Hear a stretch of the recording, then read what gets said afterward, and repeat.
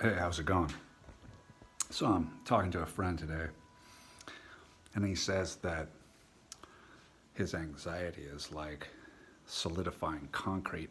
It's like this wall built around him and in his veins, like he's sinking in sort of quicksand, and it's like cement, and it's solidifying, and he can't move. Well, right now, my solution would be for him to have some nachos.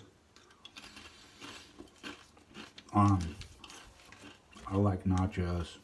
They're they restore hair growth. And they restore hair growth, and they inspire warm feelings towards other people. Okay, so a minute should be good. And I do have some salsa. And salsa is would be good for my friend's anxiety problems. So I have this anxiety like a solidifying concrete or cement where you can't really move. And the anxiety sort of deadens any impulses to engage or move yourself verbally and mentally and physically. And you're sort of, this swamp of hardening, really thick stagnation and mud, and it's all drying and solidifying like concrete.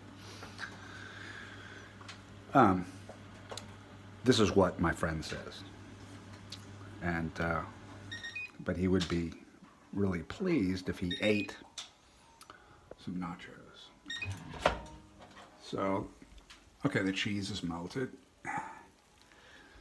Getting nachos in Eastern Europe isn't so easy, but I found a place that makes Mexican food. So I got some onions, guacamole. Oh, that's not going to come out. And some of this weird sauce. I don't know what this is. Sort of sour. So anyway, let me get some guacamole. I'll do that later. Let's talk about the solidifying concrete of anxiety. The main problem is you can't really escape it. You are paralyzed by this sluggish, lethargic torpor. You are almost catatonic because your anxiety is so heavy and so exhausting that you can't move. You can take a deep breath, but it's just like it holds you down like 5,000 pounds, and you're like, you could be thrown off a bridge and you would sink to the bottom of the sea immediately.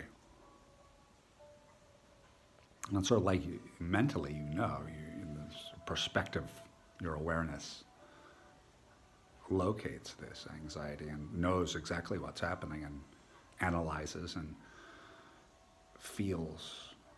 is aware of the bodily feelings,